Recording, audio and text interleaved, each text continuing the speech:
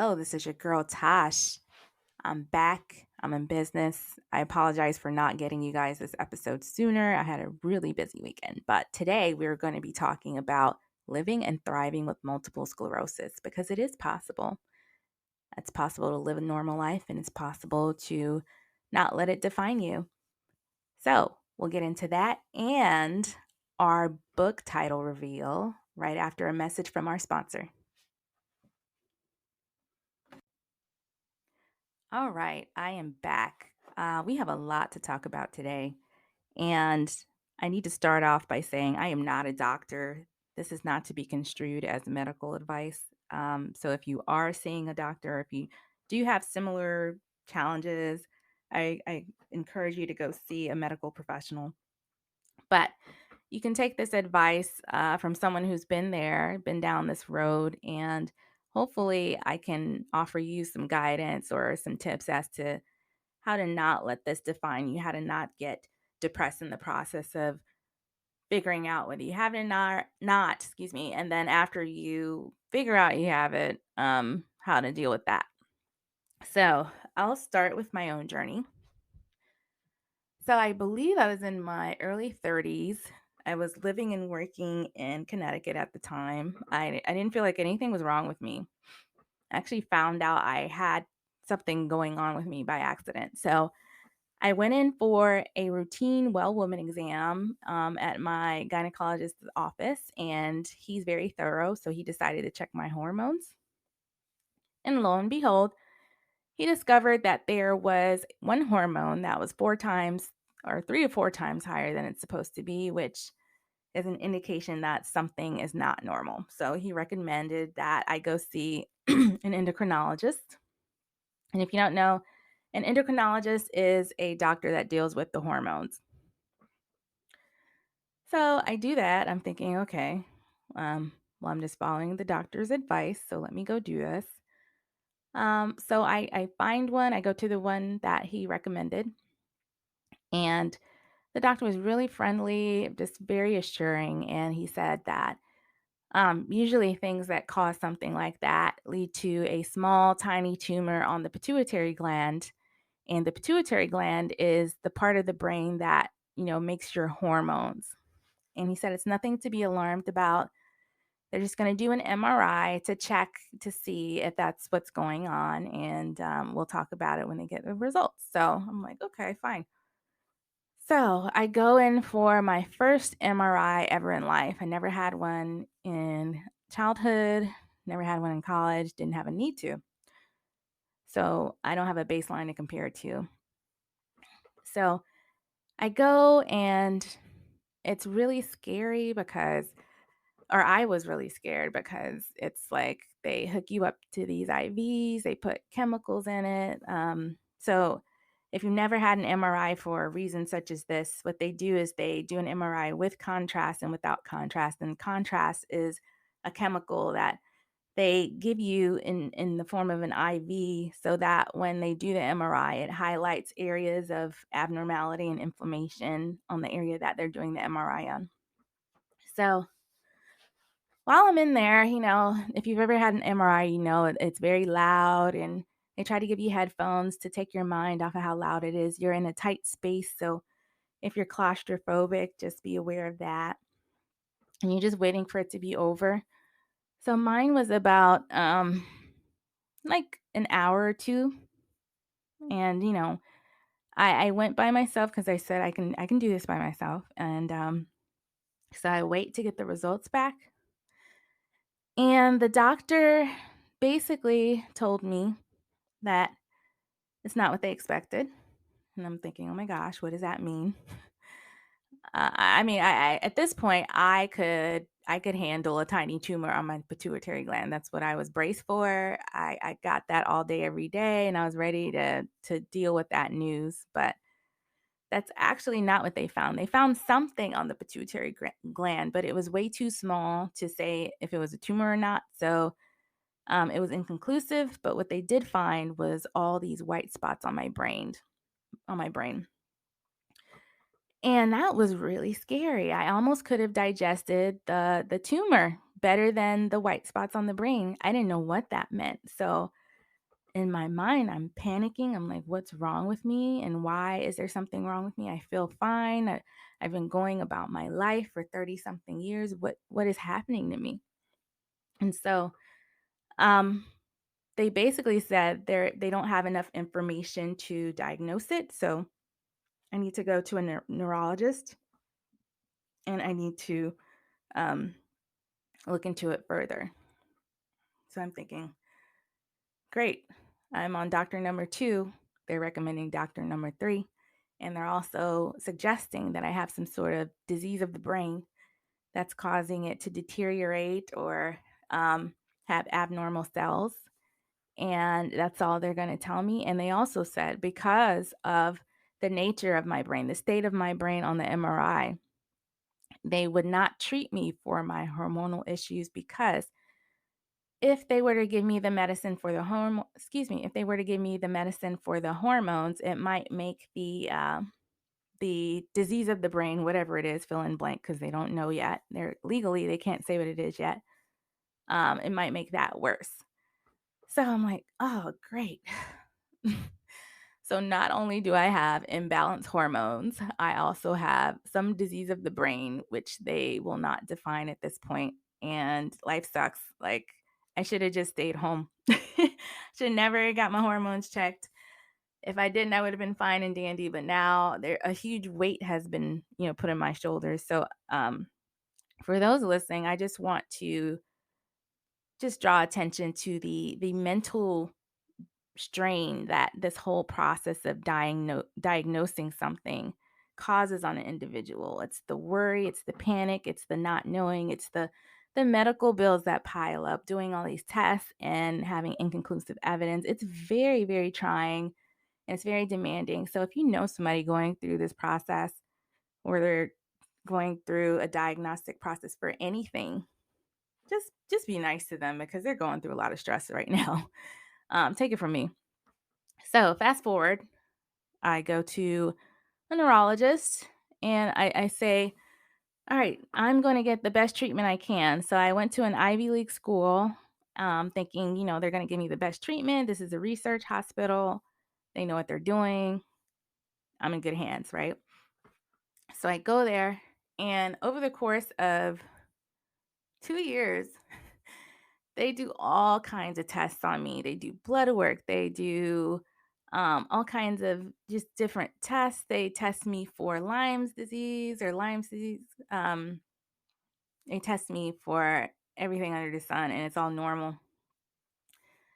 And so now I'm even more confused, and I have a stack of really expensive medical bills that I wasn't planning on racking up. And now I'm confused, I'm worried, and now I'm just distraught because not only do I have to pay for all this, you still don't know what's wrong with me because at the end of the day, at the end of the 2-year session of testing, I really felt like a lab rat at that point. I felt like they were just testing me to see what they could figure out. But that's probably not true, but that's how I felt.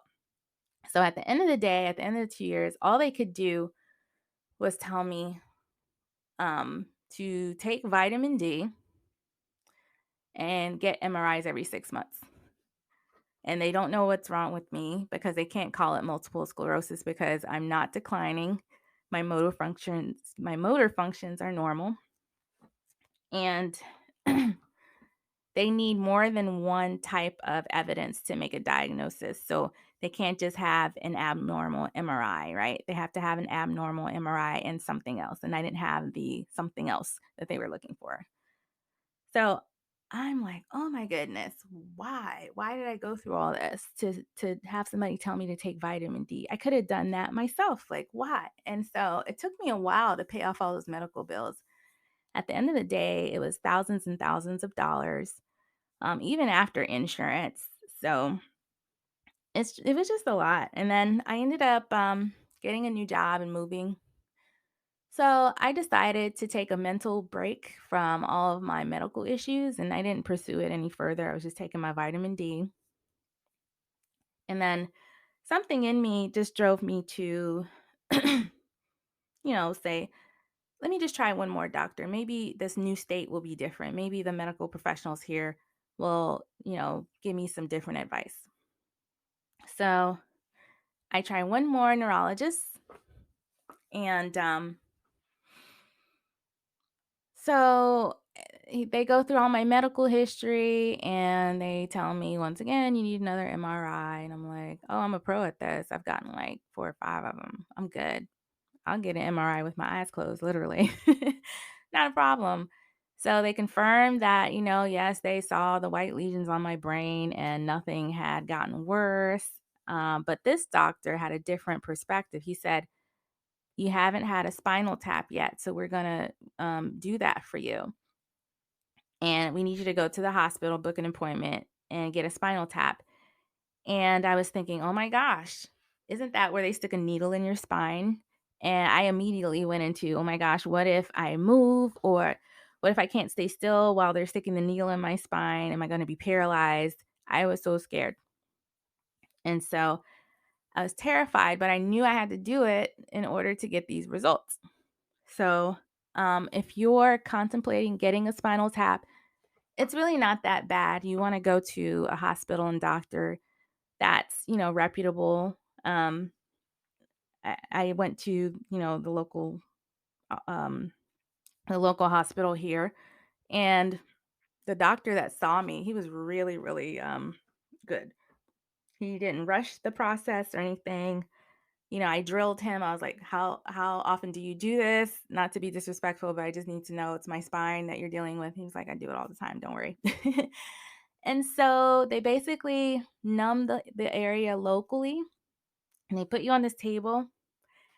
And I don't remember all the steps because it's been a while, but basically they identify the area between the lumbar that they need to go in with this big long needle. It looks very intimidating when you see it. It's not skinny at all. It's a big needle, and so that does not help. But they numb the area so you won't feel too much. You might feel some pressure, but it's not going to be painful.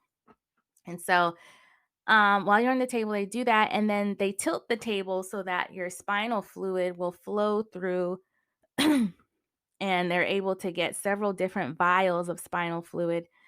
And I was thinking, wow, I've never really seen my spine fluid. This is so interesting. And I was just surprised at all the fluid they were able to get from a little hole at the bottom of my back. So, I lived, I survived. And if I can do it, anybody can. So if you have to get one, have no fear. If I can get through it, you can too. But I wasn't prepared for the recovery because people said, oh, it's not that bad. You're just going to be a little bit sore for a day or two, and that's it. I was in bed literally for like 3 days in like, it wasn't excruciating pain. It wasn't a sharp pain. It was a dull pain to the point where I didn't feel like moving and I didn't feel like I could go to work.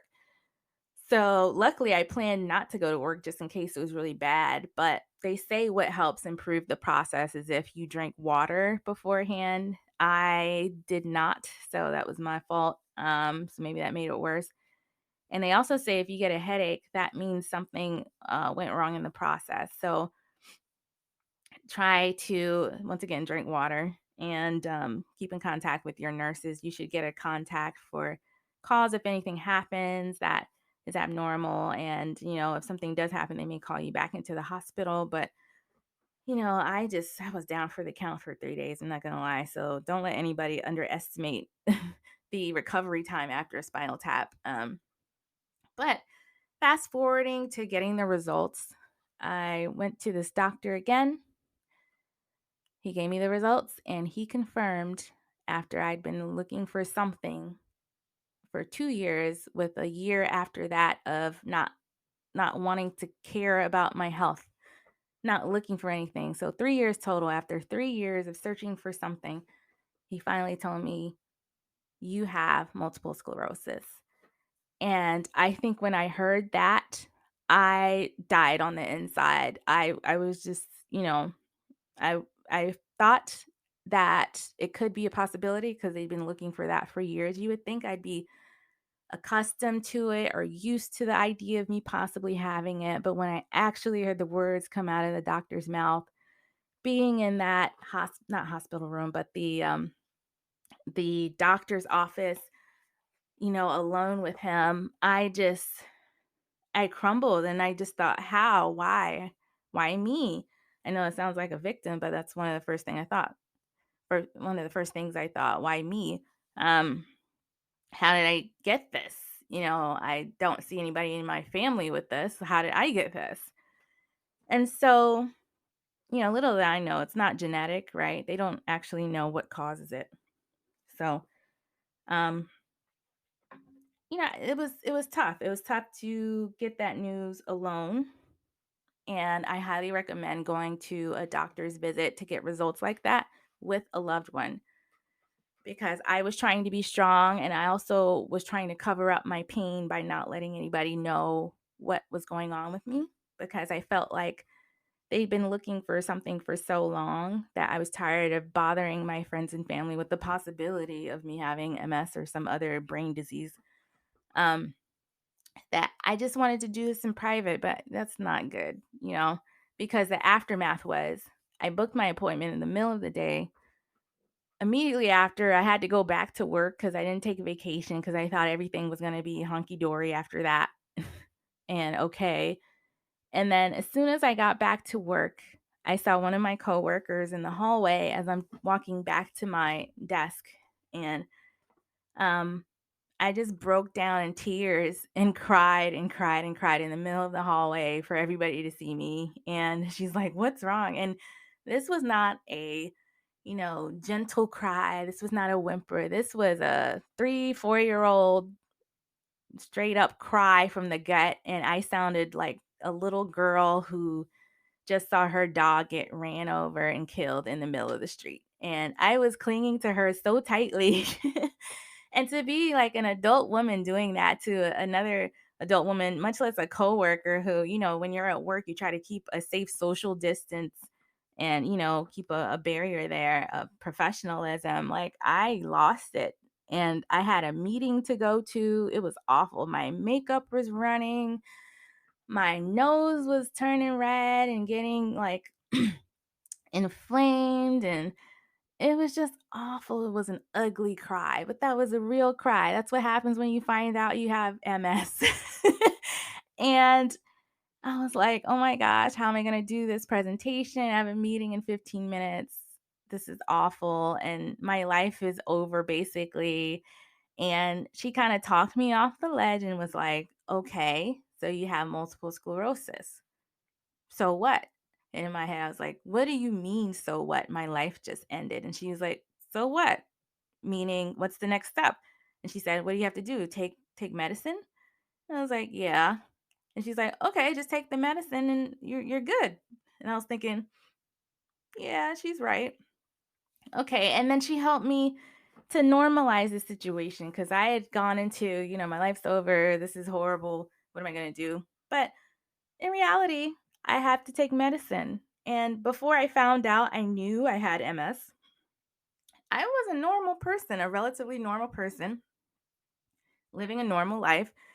And me taking that medicine is just another action I have to do. And it wasn't going to change me having a relatively normal life that I had before I found out something was confirmed. I knew something was not normal, but now it was confirmed. But, before I heard the news, I'm the same person that I was back then. So I want to thank her for that. I needed to hear that in that moment. So, um, trying to think what happened next. So I want to talk to you guys about medication for multiple sclerosis because mine was a journey as well. Now, the doctor that I went to that gave me the news, I won't, call out his name, but I just want to bring something to light to any doctor listening to this. He didn't really have great bedside manner. So, knowing that I was number one, going through this by myself, and too young and not knowing how it was going to affect my life socially, and just, this is a lot of news to digest for a young person in their 30s, right? And so I went back to the appointment for the medication. This is where he's supposed to give me my prescription. and he gives me a stack of material. Um, it was like a foot high, and it was all these like, pamphlets of research of, this medicine proved to do this to a controlled population of 1,000 people. That's not what people need to hear when they just found out they had multiple sclerosis, right? And basically, he advised me to go through the material and pick the medication that I think is best for me. Now, in my mind, I'm like, what am I paying you for? You know, shouldn't you go through the material and know which one is best for me, knowing that I'm your patient? Like, what in the world is this? But I thought, well, maybe that's what these doctors do. So I went through it. It was very hard. I had a friend volunteer to help me because, they have experience helping family members with issues like this. So we decided on one of the lighter medications. It was an injection. I won't say which one, but it was an injection, and I had to stick myself with a needle and inject the medication in different areas of my body 3 times a week. Now, just know I have dark skin. I am a Black woman, and I had an allergic reaction to this medication. So every time I would stick myself, it was only supposed to last like, I don't know, a day to 3 days for the little welt that pops up when you inject yourself. But mine would last weeks. And my welts would swell up to the size of, like, I don't know, a very large pancake, and they would throb and they would hurt. And also when I healed, because I do have dark skin, it would leave a dark mark and a bruise that was semi-permanent. It would go away over time, over the course of months though. And I was thinking, I have to do this 3 times a week. I don't want to do this to my body. And I started getting dark spots all over my body because of the bruising. And I was tired all the time, more tired than I usually am. And I just decided I'm not doing this to my body. It's not how I want to live my life. It's not how I want my body to look. This isn't for me. And between that and the poor bedside manner of the doctor, I decided to stop seeing him. I took another little tiny break from medical advice. And one thing that someone recommended to me was using Best Doctors. And I highly recommend them if you have that benefit through your company that you work for. I'm not sure if they offer a personal option, but I'm just saying they helped me. So what I did was I sent all my medical records that I had related to this issue, to Best Doctors. And what they're supposed to do is they corral all of the best doctors in the country that deal with your issue, and they look at it from all angles and they say, we agree with this diagnosis, or no, we don't. It could be 10 other things. And they look at you holistically as a person with all your medical information, not just one test. They look at everything. So I did that, and they gave me like this really long report, and they even called me at my house to explain it. They were just so caring. And they basically came to the conclusion that yes, this is multiple sclerosis, but it's what they call silent multiple sclerosis because I don't have any visible symptoms, right? So I was like, oh, okay. Well, that's positive. Well, what does that mean? And they basically said I could choose to treat or not treat. And they went through the research, and they went through, data that said, like, people have received autopsies and things like that, and had, lesions on their brain, but never experienced, outward symptoms. But, if you want to be proactive, you can treat. So I was like, all right, well, it's confirmed. I guess I'll keep treating. And so I was like, all right. So now we have a whole board of doctors that agree it is multiple sclerosis, and I could treat or not treat. I chose to treat just in case, when I got older, it got worse, and I wanted to be proactive. So I found, excuse me, I found a different doctor, because one of the things that they also do with the Best Doctors program is they recommend specialists in your area that deal with the affliction that you're facing. So I found one in my area, and the whole experience was like night and day compared to the last doctor I went to. And they knew what they were doing. They actively did research on all the available medications for multiple sclerosis. And I went in and they recommended on, I think the first visit, a medication that was for me. It was for me because I was a single female of childbearing age and they knew that I wanted to have kids one day, right? It was for me as an African American woman, something that wouldn't negatively impact me because I was African American and my genetics were slightly different than other people. It was for me. They took the time to look at me as a person and recommend something that was going to work for me and not for, anybody else, or they didn't ask me to pick it myself and take a chance or a gamble. And I've been taking that medication ever since I have gone to them about, I don't know, a year or so ago, maybe a little bit longer. But I've been taking it. I don't have any negative reactions to this medication. Right now I'm taking Abaugio, by the way. So shout out to Abaugio. And it's doing its job from what I can tell. And I'm just happy I made the choice. So it just took a really long time to get the right medical care. Not only for the diagnosis, it took a long time to get the right bedside manner and somebody that saw me as a whole person rather than, a statistic, and somebody that needed to read the research myself and pick something for myself to make myself better so that they could limit their legal liability if I chose to pick the wrong medication, it would be my fault, not theirs. Like, so I just think if you're a doctor, just keep this feedback in mind. Please don't do that to your patients. It's very taxing. All right, so now I'm on a once a day pill. Um, no negative reactions. If you're wondering, they did blood work in the beginning to make sure I wasn't having any horrible reactions to it, and I'm fine.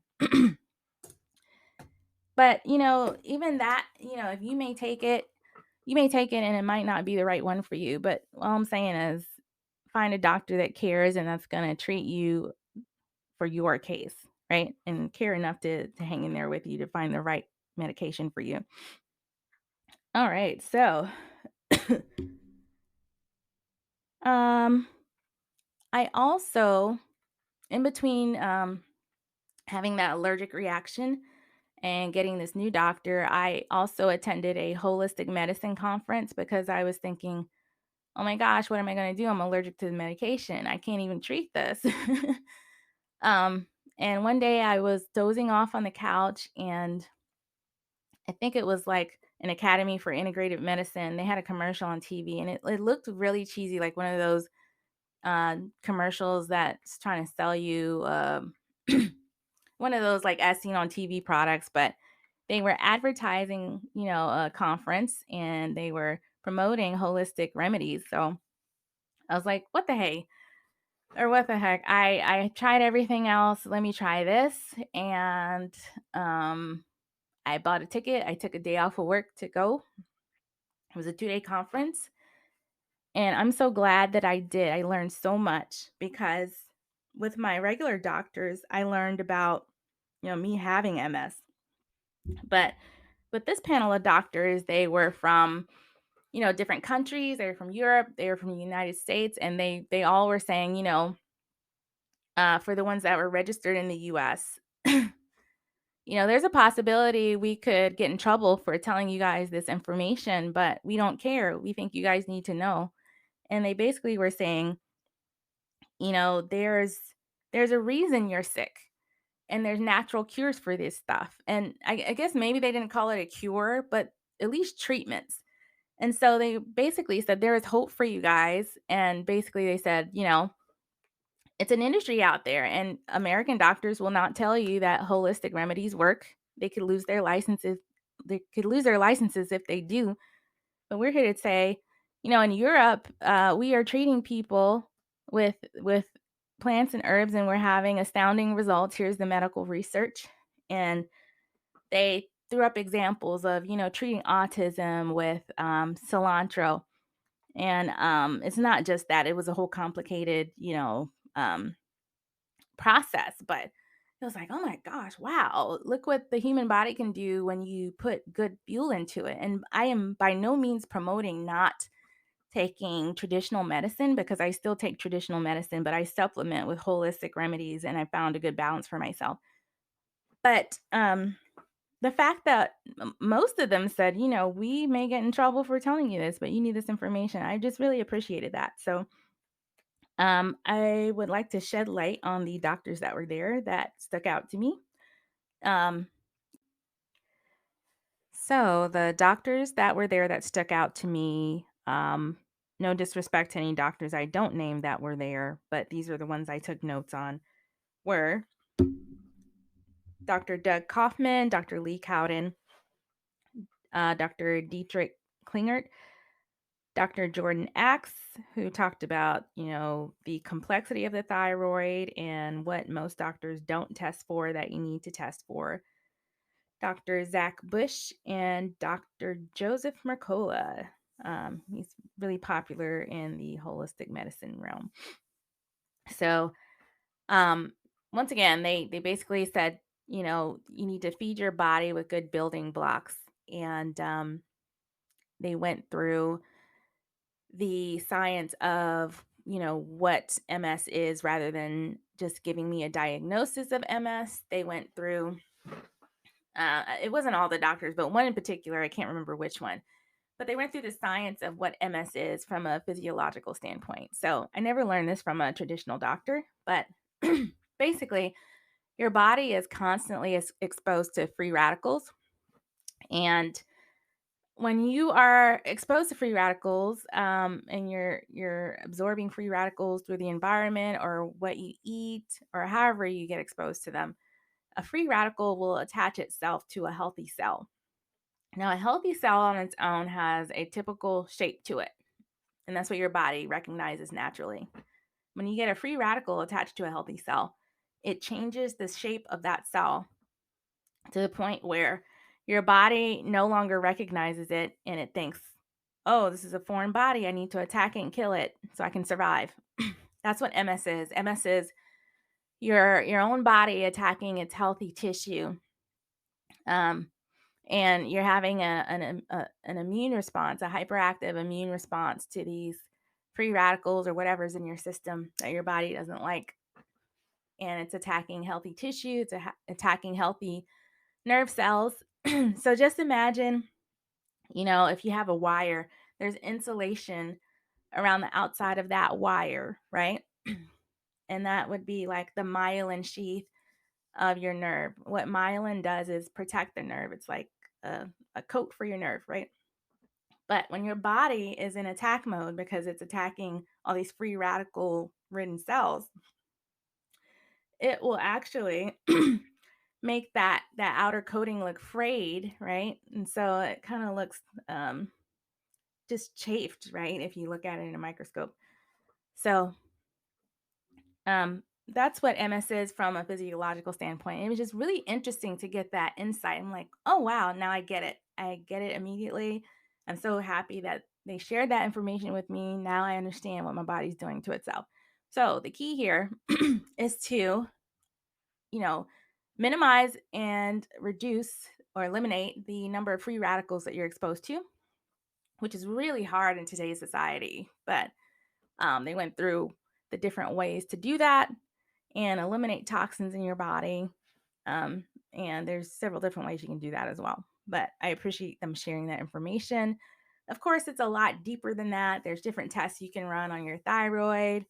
You can do a whole body detox to help.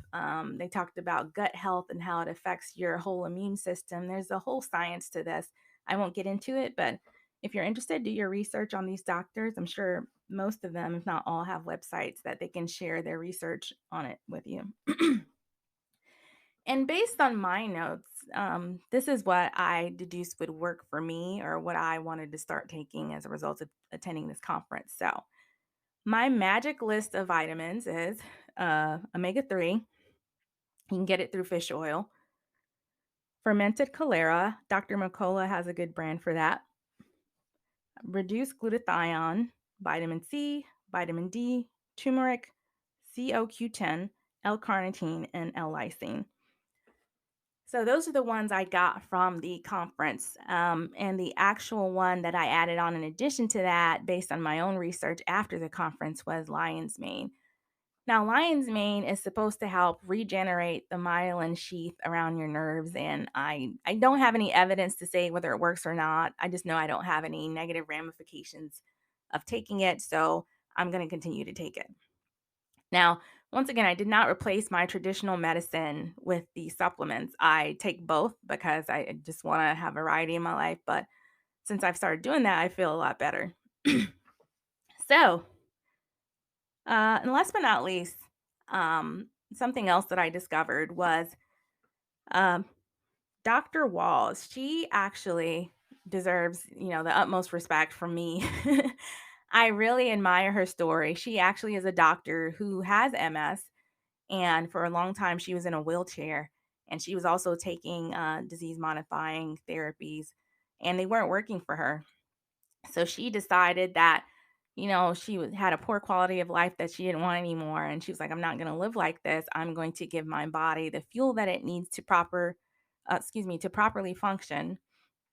And I'm going to heal my body naturally. And so basically, she developed what she calls the Walls Protocol. There's, I think, 3 different levels. And now she's walking, she's giving, speeches, she goes to speaking events, she does Facebook live events. She is a well and happy woman, and you would never believe that she used to be in a wheelchair. I don't know if it was long ago or not. I don't remember what year it was, but you would never know that she used to be in a wheelchair. And I just appreciate her so much for pursuing her purpose and sharing this information with the world about how to treat your body with the proper building blocks. So she has a protocol. Excuse me, on her protocol, I'm doing the one where you drink or eat the 9 cups of fruit and veggies per day, and there's a whole science to how much fruit versus how much veggies, and not eating the same ones every day. And it's really hard to do that because you have to be very calculated and plan for it in advance. But, once I got the hang of it, I'm like, wow, this is great. I feel so much better. Um, I used to have a lot of peripheral neuropathy, which is when your hands and your feet tingle or burn, and that has since reduced.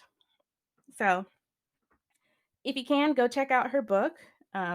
She also has a cookbook called The Walls Protocol. So, check it out. Highly recommend it. And once again, Dr. Walls, thank you for pushing forward in an industry that didn't want you to share this information with the world, because it's definitely helping people. And I just admire you for continuing to do your research despite, naysayers and people trying to get in your way. So thank you. The world needs your message, especially people that have MS. All right. So that is the end of my MS journey. Thank you for hanging in there with me. I know this was a lot. But I just want you to be aware, if you're going through this, just know on a personal level, it may affect your relationships. Everyone is not going to be able to handle the fact that you have a chronic condition. Even though it is not a death sentence, it's not, absolutely not. You can live a totally normal life. You can be happy and healthy with some additional self care if you have MS.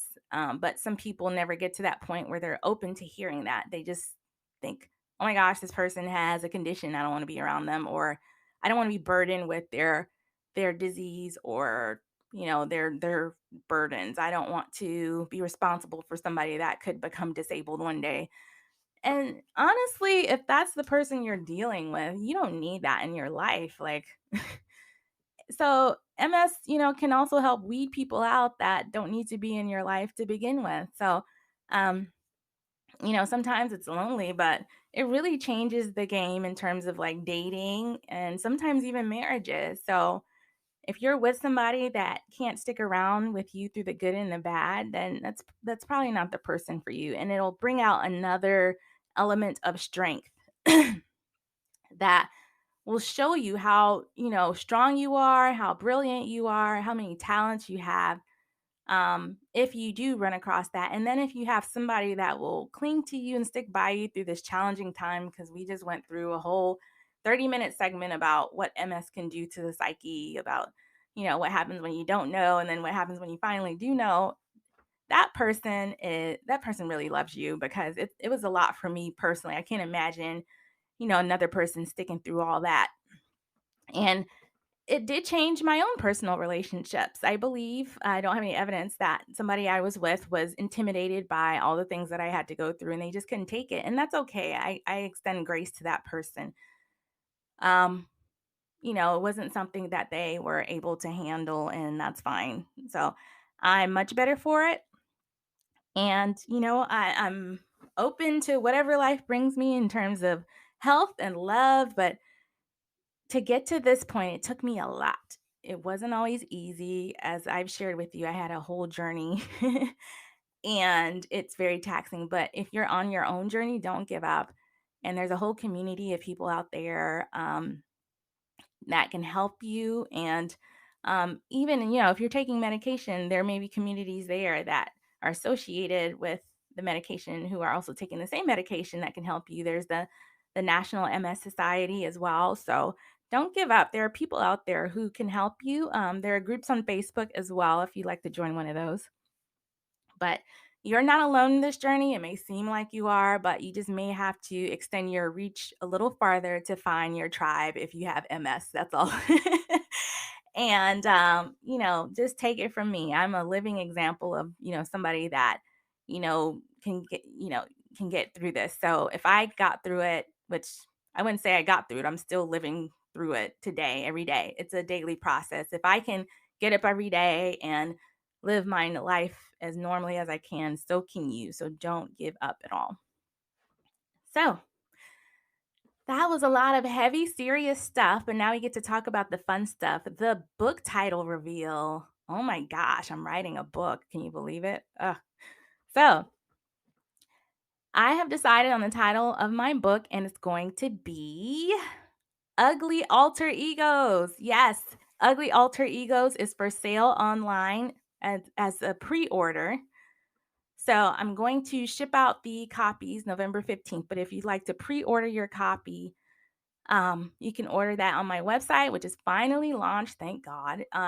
It's Natty Gal Productions. So it's NATTYGYAL Productions at, sorry, not at gmail.com. It's just nattygalproductions.com. Sorry, it's a late night for me tonight. I probably need to go to sleep. It's that MS kicking in. But yes, nattygalproductions.com. Once again, that's a gal with a Y. And you can get it on pre-order, and it's an exclusive package. So what I'm offering is the book plus a workbook that will help you work through some issues that are similar to the issues that the characters go through in the story. And you can get that as a package deal. You can order it now. It'll be discounted. And just let me know what you think when you get it. I appreciate your support. It's my first attempt, as I said, but I'm really excited about it. And if nothing else, go check out the website. Just go browse what it looks like. Give me some pointers and tips if you like what you see or if you don't.